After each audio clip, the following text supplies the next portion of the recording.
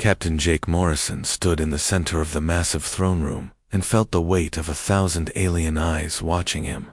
The crystalline walls stretched up toward a ceiling that seemed to touch the stars themselves. Blue light pulsed through the transparent floors beneath his boots, creating patterns that hurt his human eyes to follow too long. The air smelled of ozone and something sweet that made his nose itch. The throne itself was a work of art, carved from what looked like a single piece of black crystal that absorbed light rather than reflecting it. Upon this dark seat sat the most dangerous being in 3 galactic sectors. Empress Valara of the Zephyrian Empire rose 8 feet tall, with skin the color of deep ocean water. 4 powerful arms, ending in clawed hands, gripped the armrests of her throne. Her face was beautiful, in an alien way, with large silver eyes that seemed to see right through him behind. Jake stood Lieutenant Amy Foster, his aide and translator though. Translation would not be needed today. The Empress spoke perfect English, along with 47 other languages. She made it a point to address each conquered species in their own tongue before she destroyed them. It was one of her many psychological weapons. The throne room held dozens of Zephyrian nobles and military officers, all watching the proceedings with barely contained excitement.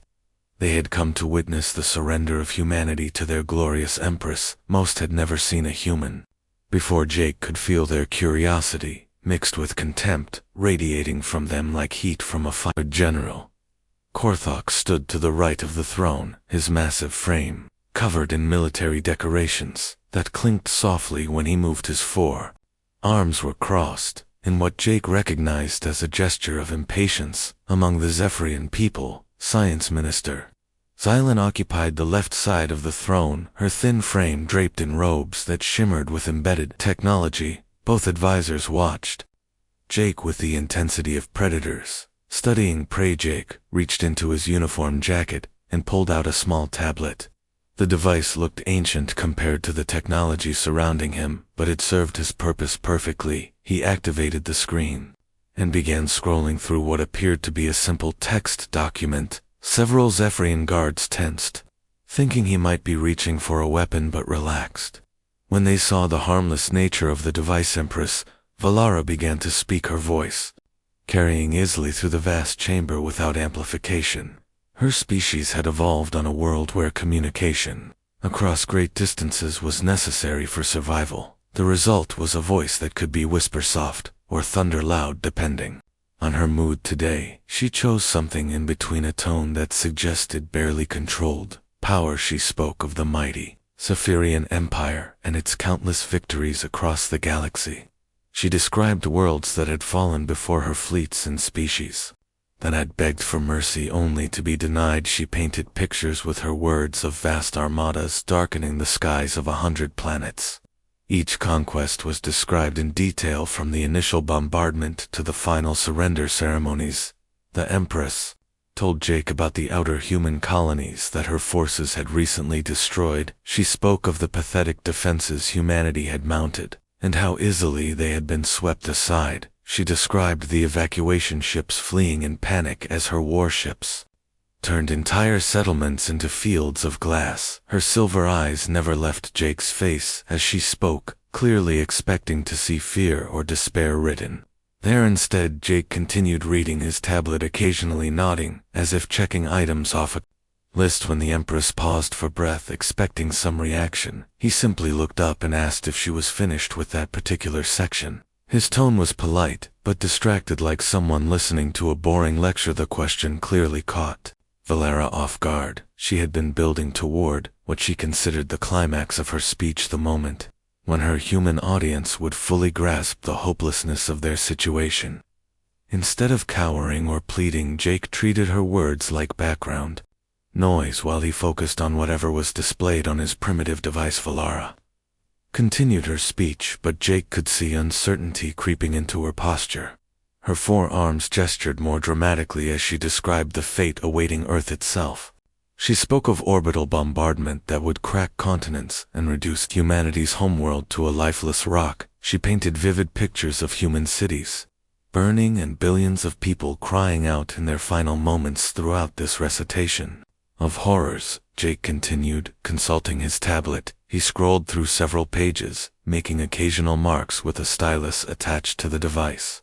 When the Empress described the particularly gruesome fate planned for human children, Jake actually smiled slightly and made what appeared to be a checkmark on his screen. The smile was not lost on General Korthok, who shifted uncomfortably and exchanged glances with Science Minister Xylan. Both advisors were veterans of countless conquest ceremonies, and had never seen a representative of a doomed species react with such casual indifference. The human was either completely insane, or he knew something they did not. Lieutenant Amy Foster remained perfectly still, behind Jake, her face showing no emotion whatsoever. She had been briefed extensively on her role in the proceedings, which was to say and do absolutely nothing. Her job was to observe and remember every detail of what happened in this room, for the historical record, assuming any of them survived to write that record. Jake finished reading one page and moved to the next. The sound of his fingers swiping across the screen seemed unnaturally loud in the suddenly quiet throne room. Even the background hum of the ship's systems seemed muted as hundreds of beings waited to see what the human would do next. Empress Valara had reached the end of her prepared speech, the grand finale, where she would demand humanity's unconditional surrender and list the terms of their servitude. Instead of the expected begging or defiant last words, Jake looked up from his tablet with an expression of mild curiosity. He asked if that was everything she wanted to say. His tone suggested he was checking items off a grocery list, rather than responding to threats of genocide. When Valara confirmed that she had finished her demands, Jake nodded politely and returned his attention to the tablet. The Empress felt her temper beginning to rise, which was exactly what Jake had been waiting for. He had studied the psychological profiles prepared by Dr. Lisa Park, and knew that Valara's greatest weakness was also her greatest strength. Her legendary rage had cowed 1,000 worlds, but it was also a biological liability that could be exploited by someone who understood Zephyrian physiology. Jake began reading from his tablet in a calm, measured voice. He spoke about standard protocols for dealing with unstable political leaders and the predictable behavior patterns exhibited by dictators facing challenges to their authority. His words were clinical and detached, as if he were discussing an interesting but ultimately unimportant scientific phenomenon. The insult was subtle but unmistakable. Jake had just classified the mighty Empress Valara as nothing more than another predictable tyrant following a well-documented script. The suggestion that her threats were routine, and her behavior typical, struck at the very core of her identity as a unique and terrifying force. In the galaxy, Valera's silver eyes began to glow with an inner light that Jake recognized from the briefing materials Dr. Park had prepared.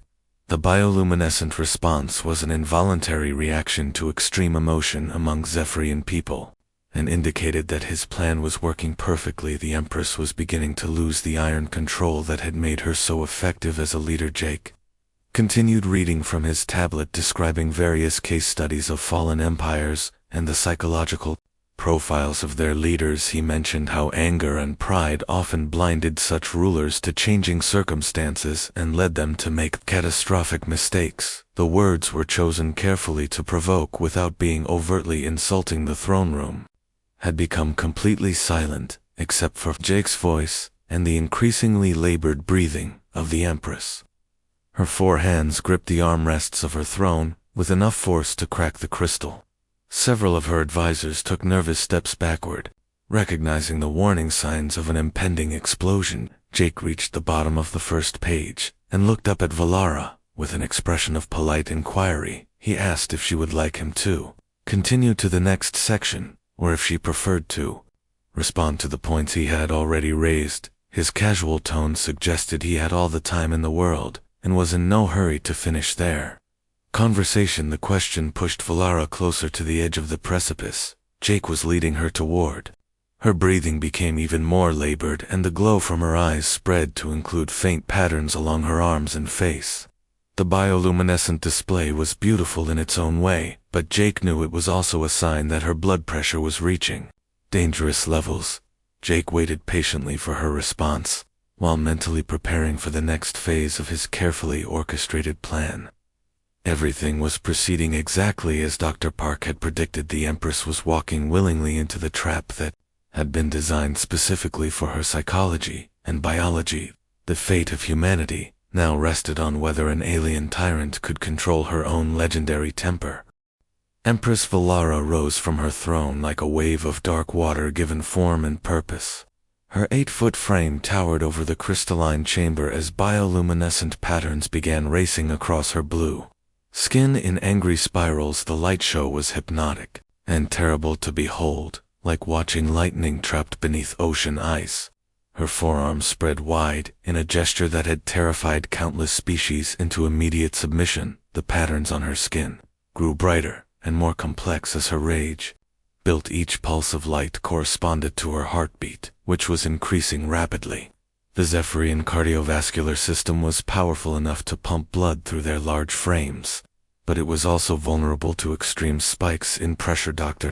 Lisa Park had spent months studying this biological weakness, and Jake was counting on her research being accurate. Vala began her legendary intimidation display, the performance that had become famous across 3 galactic sectors. She spoke of the Corthani Rebellion and how she had personally executed their leaders by slowly crushing them with her bare hands. She described the siege of Nexus Prime, where she had forced an entire planetary government to watch as she destroyed their moon. Piece by piece, her voice grew louder, with each atrocity recounted.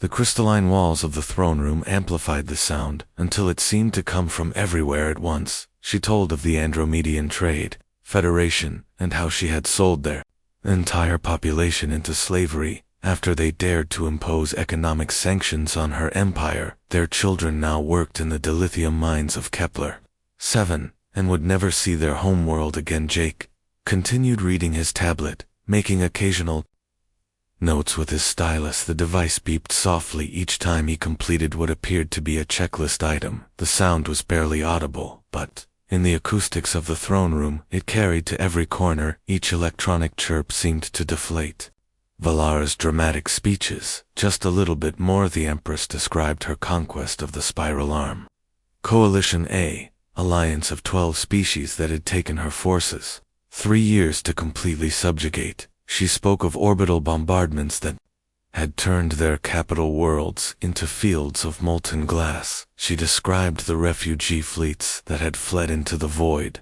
only to be hunted down by her pursuit squadrons and destroyed for sport. Through all of this, Jake appeared to be following along on his tablet like someone checking off items on a shopping list.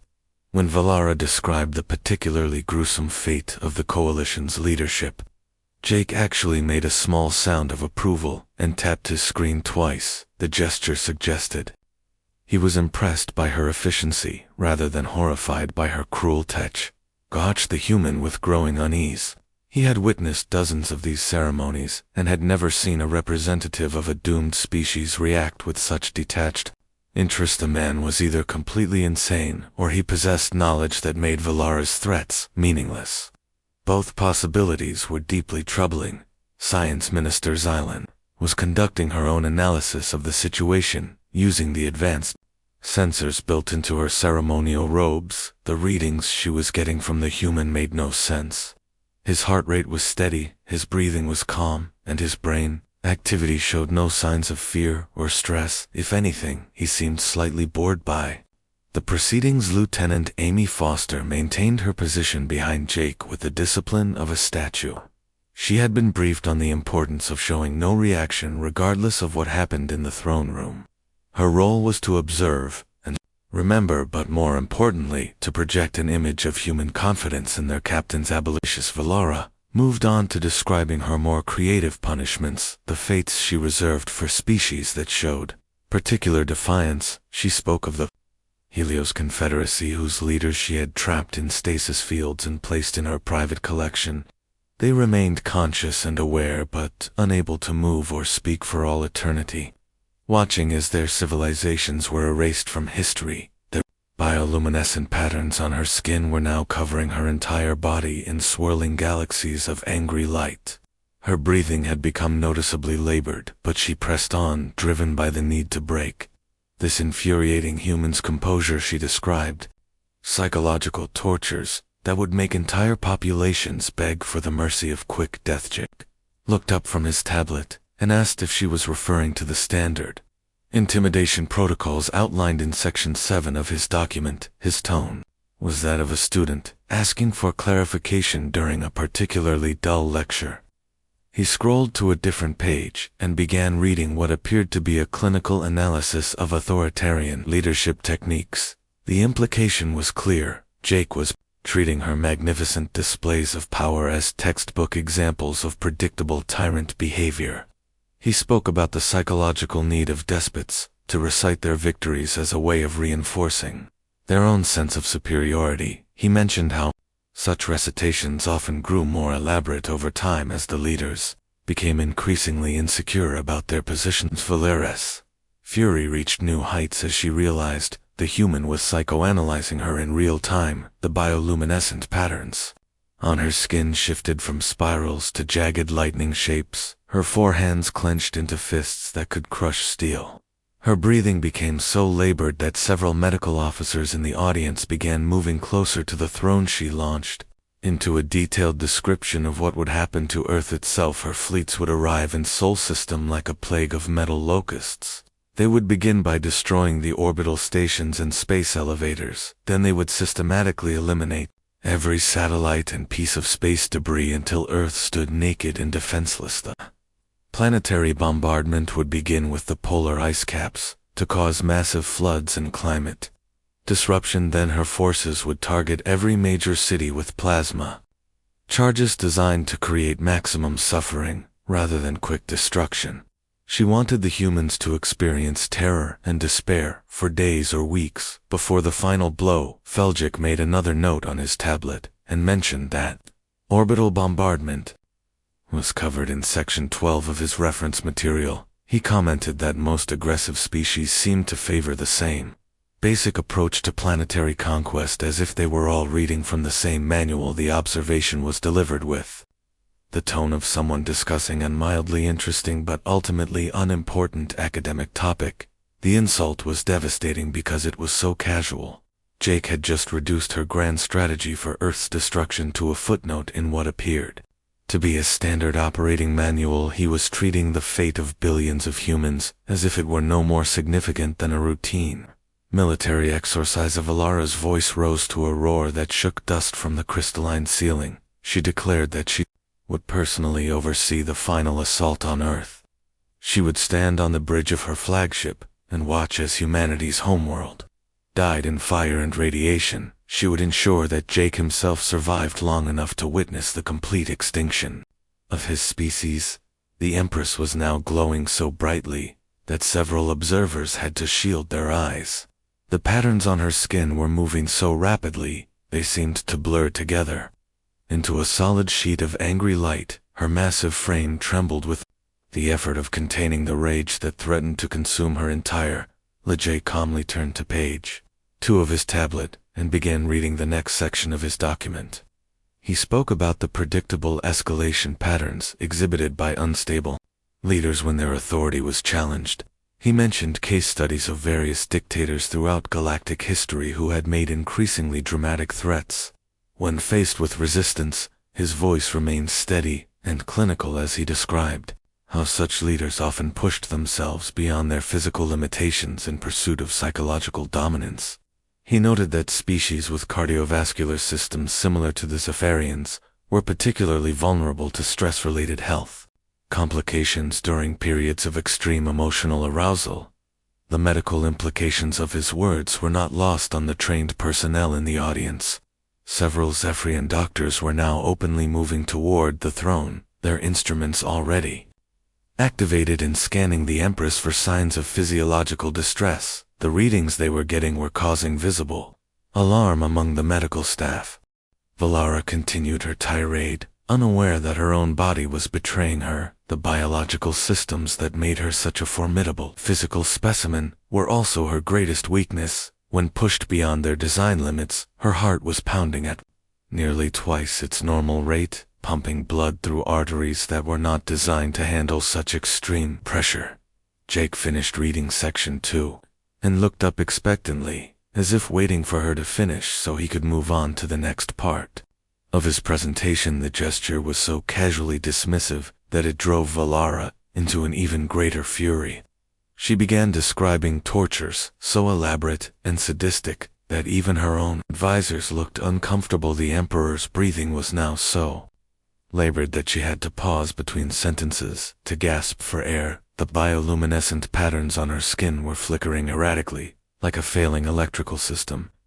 Her forearms shook with the effort of supporting her massive frame as the strain of her rage took its physical. Toljik noted that they had now reached the portion of his document dealing with the final psychological breakdown of authoritarian figures. He mentioned that the transition from intimidation to desperation usually occurred around this point in the process. His matter-of-fact delivery made it sound like he was narrating a nature documentary about the life cycle of a particularly predictable species. The Empress tried to respond but found herself struggling to form coherent words. The combination of extreme emotion and physical stress was overwhelming her system exactly as Dr. Park had predicted. The trap was closing, and Valara was walking into it with the inevitability of a force of nature. Jake prepared to turn to page 3, knowing that the next few minutes would determine whether humanity lived or died. Empress Valara reached the peak of her legendary fury, and the very air around her seemed to crackle with barely contained energy. The bioluminescent patterns covering her massive frame had evolved into a solid sheet of pulsing light that hurt to look at directly. Her breathing came in ragged gasps that echoed through the crystalline chamber like the sound of a dying engine struggling to keep running. Jake could see the medical readings on his tablet thanks to the scanning equipment Dr. Lisa Park had hidden in the device. The numbers were climbing into the danger zone, exactly as predicted. Valara's cardiovascular system was operating at nearly 3 times normal capacity. The Zephyrian heart was powerful, but it was not designed to sustain such extreme stress for extended periods. The Empress rose to her full 8-foot height, swaying slightly as she fought to maintain her balance. Her forearms spread wide in a gesture of absolute dominance that had broken the will of countless species across the galaxy. The crystalline throne room fell completely silent, except for the sound of her labored breathing and the soft electronic beeping of medical sensors. Valara began what she intended to be her final devastating proclamation, the words that would crush any remaining hope in the human's heart. She spoke of the personal attention she would give to Earth's destruction, how she would take command of the assault fleet herself and ensure that every human settlement was reduced to radioactive ash. Her voice started strong and commanding, but Jake could hear the subtle changes that indicated her body was beginning to fail, the slight breathlessness between words, the way her sentences grew shorter as she struggled to maintain volume, the tremor in her hands that she tried desperately to hide from her assembled court. She declared that humanity would serve as an example to any other species foolish enough to resist her empire. Earth would become a monument to the futility of defying Zephyrian power. Its lifeless surface would serve as a warning beacon, visible from neighboring star systems for thousands of years to come. Jake made another note on his tablet and observed that megalomaniacal proclamations were typically a late-stage symptom in the behavioral pattern he was documenting. His voice remained calm and clinical, as if he were discussing the mating habits of some exotic but ultimately harmless species, rather than threats of genocide. Casual dismissal pushed Valara beyond the limits of her endurance. The patterns on her skin flickered wildly as her overloaded nervous system began sending confused signals throughout her massive frame. She tried to continue speaking but found herself gasping for air between every few words. General Korthak and Science Minister Xylan exchanged alarmed glances. Both advisors were experienced enough to recognize the warning signs they were seeing. The Empress was pushing herself toward a complete physiological breakdown, and there seemed to be nothing they could do to stop her. Lieutenant Amy Foster remained motionless behind, Jake, but her trained eyes were cataloging every detail of the scene unfolding before them. The human military had learned long ago that information was often more valuable than firepower, and she was gathering intelligence that could prove crucial to Earth's survival. Valara managed to gather enough strength for one final outburst. She screamed that she would personally ensure Jake lived long enough to watch his homeworld burn. She would keep him conscious and aware through every moment of humanity's extinction, making him witness the complete failure of whatever pathetic plan his species had devised. The effort of producing that scream proved to be too much for her overtaxed system. The bioluminescent patterns on her skin suddenly flickered and went dim. Like lights during a power failure, her massive frame swayed dangerously as her legs struggled to support her. Wait, Jake looked up from his tablet with an expression of mild concern. He commented that the subject appeared to be entering the final stage of the documented behavioral pattern. He noted that cardiovascular stress reactions were common among species with similar physiological characteristics when exposed to sustained psychological pressure. The clinical observation was delivered in the same tone he might use to comment on the weather. His complete lack of alarm or surprise made it clear that everything happening was proceeding exactly as he had expected. The implication was devastating for everyone. Watching Valara tried to take a step toward Jake, but her legs gave out beneath her. The Empress of the most feared empire in 3 galactic sectors stumbled forward like a drunk trying to navigate an unfamiliar room. Her forearms flailed wildly as she fought to maintain her balance. The assembled court watched in horrified fascination as their seemingly invincible leader tottered on the edge of complete collapse. Several guards moved forward instinctively, but stopped when they realized they had no idea what they should do. The idea that anyone could harm the Empress had never occurred to them. Minister Xylan was frantically checking her sensor readings, trying to understand what was happening to Valara. The data made no sense according to her instruments. The Empress was experiencing the physiological effects of extreme exertion, despite having done nothing more strenuous than stand and speak. General Korthok barked orders at the medical staff scattered throughout the throne room, but they were already moving toward the throne with emergency equipment activated. The sight of medical personnel rushing toward their invincible leader sent waves of panic through the assembled nobles and officers. Valara opened her mouth to deliver another threat, but only managed a strangled gasp. The bioluminescent patterns that had been her glory and terror were now barely visible, fading like dying embers. Her silver eyes lost their focus as her overloaded brain struggled to process the cascade of system failures occurring throughout her body. Jake calmly turned to page 3 of his tablet and began reading the next section of his document. He spoke about the importance of having contingency plans when dealing with unstable political leaders. He mentioned that successful negotiations often required adapting to rapidly changing circumstances. Matter-of-fact tone made it sound like he was conducting a routine briefing, rather than watching the collapse of the most powerful being in known space. The contrast between his calm professionalism and the chaos erupting around the throne was so stark it seemed almost surreal. Valara made one final desperate attempt to assert her authority. She tried to point at Jake with one of her 4 hands, but the gesture turned into an uncontrolled spasm as her nervous system began shutting down. The mighty Empress who had conquered worlds was reduced to helpless twitching. The sound she made was neither roar nor scream, but something far more primitive and desperate. It was the sound of a predator realizing it had become prey, the sound of absolute power confronting its own mortality. The assembled court had never heard their Empress make such a noise, and it chilled them to their cores. Jake noted that the subject was now exhibiting the final symptoms described in his reference material. He observed that the progression from initial agitation to complete physiological failure had followed the predicted timeline with remarkable accuracy.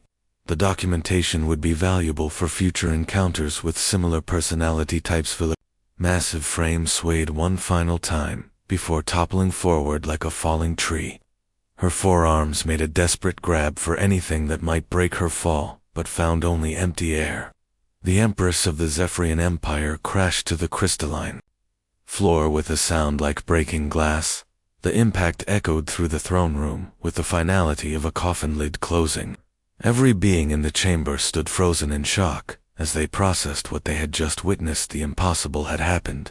Their invincible leader had fallen, and a human had barely lifted a finger to cause it. Medical personnel swarmed around Valara's prone form, their instruments beeping frantically as they tried to assess her condition. Emergency drugs were administered directly into her bloodstream while portable life support equipment was activated, the throne room filled with the sounds and lights of a desperate rescue operation.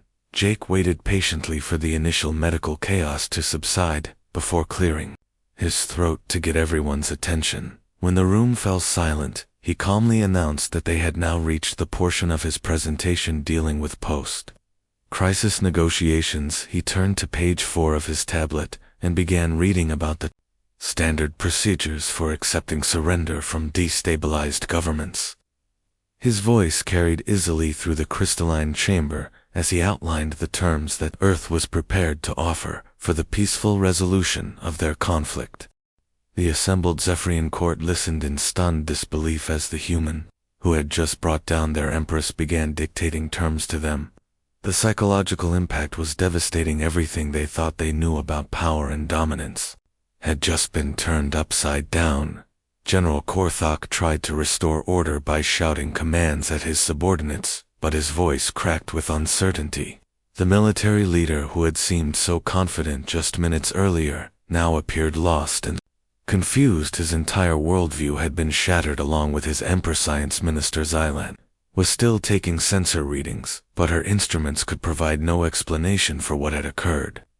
The Empress showed all the signs of extreme physical trauma, despite having suffered no apparent injury. The human had somehow weaponized Valara's own psychology against her. Dick finished reading the surrender terms and looked up expectantly, as if waiting for someone to respond. His casual confidence in a room full of beings who could tear him apart with their bare hands demonstrated a level of courage that bordered on insanity. The fate of two civilizations now hung in the balance as the most powerful empire in the galaxy struggled to comprehend how a single human with a tablet had accomplished what entire fleets had failed to achieve. The medical team worked frantically around Empress Valara's unconscious form while the Zephyrian Empire began to tear itself apart. The crystalline throne room had become a battlefield of competing voices as various factions tried to assert authority. In the sudden power vacuum, General Korthak bellowed orders at anyone within earshot, while Science Minister Xylan attempted to conduct her own investigation into what had caused their leaders' collapse. Jake Morrison stood calmly in the center of the chaos, consulting his tablet as if nothing particularly unusual had occurred. Lieutenant Amy Foster remained at his shoulder, taking careful mental notes of everything she observed. The human delegation of 2 people seemed remarkably composed, considering they were surrounded by beings who could crush them without effort. Dr. Ben Torres, the chief medical officer, rushed toward the fallen Empress with a team of specialists.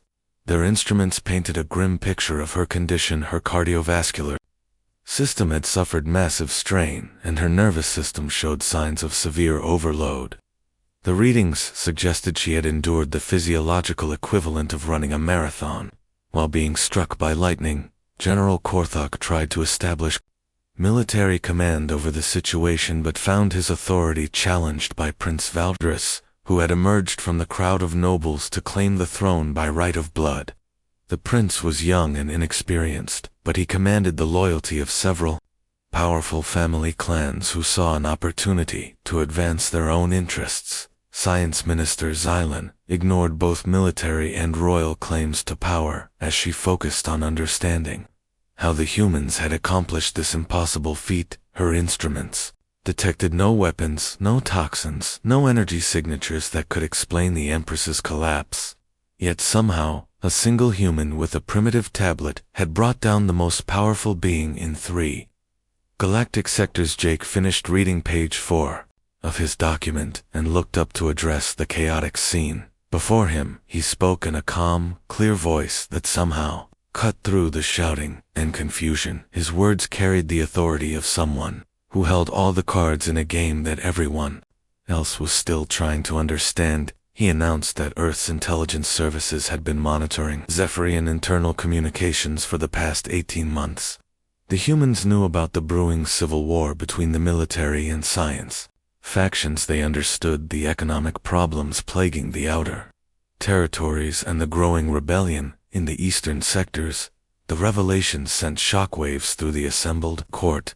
Several nobles who had been plotting against each other suddenly realized their secret communications had been compromised. Military officers began questioning how much the humans knew about fleet movements and defensive positions. Scientists wondered if their research programs had been infiltrated. Commander Rick Santos received Jake's predetermined signal from his position aboard the human ship, positioned just outside the Zephyrian formation. The signal consisted of a single word transmitted on an obscure frequency that only human equipment could detect. The word was simply begin, and it set in motion the next phase of their carefully orchestrated plan. Rick immediately transmitted different messages to 3 separate Zephyrian communication networks. Each message purported to be from a different human negotiating team offering exclusive deals to different factions within the Empire. The messages were designed to appear as if each group believed they were receiving special treatment from Earth's General Korthok received a message suggesting that humans were impressed by Zephyrian military efficiency and would be willing to provide advanced weapons technology in exchange for a mutual defense pact. The offer played directly into his ambitions to modernize the Empire's armed forces and expand their territorial holdings. Science Minister Xylan received a completely different message, indicating that Earth's scientists were eager to share research data about faster-than-light travel and dimensional manipulation. The humans claimed to be interested in establishing joint research facilities that would benefit both civilizations. The offer was everything she had ever dreamed of. Prince Valdris received a third message which suggested that Earth's government preferred to deal with traditional monarchy rather than military dictatorships or technocratic councils. The humans indicated they would recognize his claim to the throne and provide economic support to help stabilize his rule. Each faction believed they had received a genuine offer from the human delegation. None of them realized that Jake Morrison was the only official representative on the ship, and that all 3 messages were part of an elaborate deception designed to turn them against each other. Colonel Dan Miller led a team of human negotiators who began meeting separately with different Zephyrian groups. Each meeting was carefully staged to reinforce the impression that the humans were playing favorites. The negotiators used information gathered from the intercepted communications to tailor their approach to each faction's specific fears and desires. As Admiral Kate Ross positioned the human fleet in a formation that looked defensive, but was actually designed to interfere with Zephyrian internal communications, her ships transmitted sophisticated jamming signals that prevented the various factions from coordinating with each other. Effectively, the Empire's command structure had been built around absolute central control, and without the Empress it began to fragment immediately. Lighter Lisa Park's psychological profiles proved invaluable as human diplomats expertly manipulated each faction's deepest insecurities. The military leaders were told that the scientists considered them primitive brutes who relied on force because they lacked intelligence. The scientists were informed that the military viewed them as weak intellectuals who had never faced real danger. Prince Valdris was fed information suggesting that both the military and scientific factions considered the royal family to be obsolete figureheads, with no real understanding of modern governance. The young prince's pride was wounded by these supposed insults, and he began making increasingly aggressive moves to assert his authority. Jake watched the developing chaos with quiet satisfaction, while appearing to focus entirely on his tablet. The Zephyrian Empire was destroying itself exactly as Dr. Park had predicted. Social species, with rigid hierarchical structures, were vulnerable to this type of manipulation because they had no experience with decentralized decision-making. The medical team finally managed to stabilize Empress Valara's condition, but she remained unconscious and would require weeks of intensive care to recover. Her absence created a leadership vacuum that none of the competing factions could fill effectively. Each group assumed they could control the situation, but none of them understood the larger game being played. Minister Xylan began conducting detailed scans of the throne room, trying to find evidence of human interference. Her instruments detected several unusual energy signatures, but nothing that could definitively explain what had happened to the Empress. The lack of concrete evidence only fueled her paranoia about human capabilities. General Korthok ordered his troops to secure key positions throughout the ship, but found his commands being questioned by officers who had received contradictory information. From the supposed human negotiators, the military chain of command began to fracture as different units received conflicting orders from various sources. Prince Valdris demanded that the royal guard escort him to the Emperor's private chambers, so he could access the Imperial communication systems. His plan was to rally loyal forces throughout the Empire, but he discovered that many of the security codes had been changed during the medical emergency. The systems that should have responded to his royal authority were locked down. Jake announced that humanity was prepared to mediate the succession crisis that was developing within the Zephyrian Empire. His offer was made with the tone of a helpful neighbor, volunteering to resolve a minor domestic dispute rather than someone addressing the collapse of a galactic superpower. The psychological impact of his casual confidence was devastating for the Zephyrian leadership. Everything they had believed about human weakness and primitive technology was being systematically demolished before their eyes. A species they had considered barely worthy of attention was somehow orchestrating the downfall of their civilization. Captain Ben Taylor began the delicate process of negotiating separate agreements with each faction. The humans offered just enough real concessions to make their proposals seem legitimate, while ensuring that none of the deals could actually be implemented without conflicting with the others. The Zephyr Empire had ruled through fear and absolute authority for over 1,000 years, but those very strengths had become fatal weaknesses when confronted with an enemy who understood the psychological foundations of their power. Jake Morrison had turned their greatest asset into the instrument of their destruction. As the various factions continued to tear each other apart, the humans quietly began implementing the next phase of their plan. The galaxy was about to witness the most spectacular reversal of fortune in recorded history. 2 weeks after the collapse of Empress Valara, the once mighty Zephyrian Empire existed only as a collection of warring fragments scattered across 3 galactic sectors. General Korthak controlled roughly 40% of the military forces, while Science Minister Xylan had claimed authority over the research territories and advanced technology centers. Prince Valdris commanded the loyalty of about half the noble houses and maintained control over the imperial homeworld. The three-way civil war that had erupted was exactly what Dr. Lisa Park had predicted in her psychological analysis of Zephyrian society. The Empire had been held together entirely by fear of Valara's personal authority. Without her iron grip, the natural tensions between different social groups had exploded into open conflict. Jake Morrison stood on the bridge of the human flagship, watching holographic displays that showed the extent of the chaos.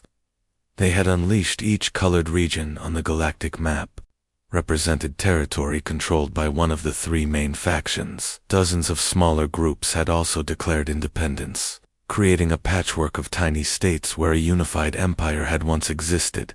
Admiral Kate Ross approached with the latest intelligence reports. The Zephyrian factions were so focused on fighting each other that they had completely forgotten about the human threat. Earth's ships moved freely through sectors that had been forbidden to them just weeks earlier. The balance of power in this region of the galaxy had shifted completely. Captain Ben Taylor had been busy negotiating separate peace treaties with each of the warring factions. None of the Zephyrian leaders wanted to continue fighting humanity while they were struggling for survival against their own people. The terms offered to each group were remarkably generous considering Earth's position just 2 weeks earlier. military faction received guarantees that human technology would not be shared with their rivals in exchange for territorial concessions and promises to end aggressive expansion. The scientists were offered joint research opportunities and access to human databases in return for abandoning weapons development programs. Prince Valdris agreed to recognize human sovereignty over former Zephyrian territories in exchange for diplomatic recognition of his claim to the imperial throne. The young prince was so desperate for legitimacy that he accepted terms that would have been unthinkable during his predecessor's reign. Lisa Park had returned to Earth, where she was analyzing the psychological data gathered during the operation. Her research into Zephyrian biology and behavior had proven invaluable, but she was already working on profiles of other potential threats. The galaxy contained many aggressive species, and humanity needed to be prepared. Lieutenant Amy Foster compiled detailed reports on everything that had occurred aboard the Zephyrian flagship. Her observations would become part of the historical record and would also be used to train future diplomatic personnel. The techniques developed during this mission could be adapted for use against other authoritarian regimes. Commander Rick Santos coordinated the establishment of human monitoring stations throughout the former Empire territory. These facilities would ensure that none of the Zephyrian factions could reunite and threaten Earth again. The monitoring network also provided early warning about other potentially dangerous civilizations. Empress Valara herself remained in a medical facility on the Imperial homeworld under constant supervision. Her physical recovery was progressing slowly, but her political authority had been completely destroyed. Even if she regained consciousness, the empire she had built was gone forever. The galactic community watched in amazement as humanity emerged from what should have been certain extinction to become the dominant power in 3 sectors. Species that had cowered before Zephyrian might now sought human protection and alliance. The transformation had occurred so rapidly that many observers were still struggling to understand what had happened. Jake reflected on the lessons learned during the mission. As he prepared his final report for Earth Command, the operation had demonstrated that superior technology and military force were not always decisive factors in interstellar conflict. Understanding the psychology and biology of your opponents could be far more effective than any weapon. The human approach to warfare was fundamentally different from what most galactic civilizations expected. Earth's military strategists focused on finding weaknesses in enemy command structures rather than simply trying to overpower them with brute force. The results spoke for themselves. Dr. Park's research had identified the critical flaw in Zephyrian psychology: their dependence on strong central authority. Once that authority was removed, the entire social structure collapsed like a house of cards. Other species with similar governmental systems would be vulnerable to the same techniques. The economic implications of the Empire's collapse were already being felt throughout. The galaxy trade routes that had been controlled by Zephyrian forces were now open to competition. Worlds that had been forced to pay tribute were keeping their resources for local development. Humanity's reputation had been transformed overnight, from that of a weak, primitive species to a force capable of toppling galactic empires through cunning and psychological manipulation. Diplomatic requests were pouring in from civilizations that wanted to avoid becoming the next target. Jake knew that the victory came with its own dangers. Success could breed overconfidence, and Earth would need to remain vigilant against new threats. The galaxy was full of aggressive species, and some of them would undoubtedly be studying human tactics to develop countermeasures. The former Zephyrian territories were slowly stabilizing under the new order, but it would take years before the region fully recovered from the chaos. Each of the successor states was focused on rebuilding rather than expansion, which served humanity's interests perfectly. Admiral Ross reported that several other aggressive civilizations had begun withdrawing from their own expansion programs, apparently concerned about attracting human attention.